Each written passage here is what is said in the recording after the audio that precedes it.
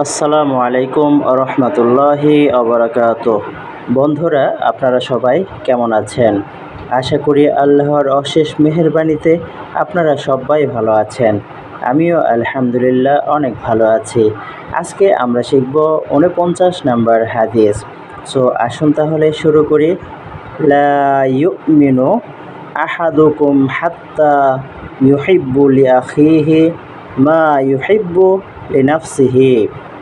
লা ইউমিনু আহাদুকুম হাত্তা ইউহিব্বু লিআখিহি মা ইউহিব্বু লিনাফসিহি। লা ইউমিনু আহাদুকুম হাত্তা ইউহিব্বু লিআখিহি মা ইউহিব্বু লিনাফসিহি।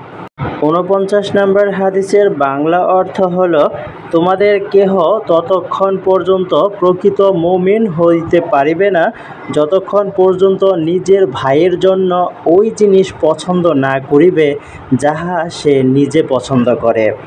তোমাদের কেহ ততক্ষণ পর্যন্ত প্রকৃত মুমিন হইতে পারিবে না যতক্ষণ পর্যন্ত নিজের ভাইয়ের জন্য ওই জিনিস পছন্দ না করিবে যাহা সে নিজে পছন্দ করে।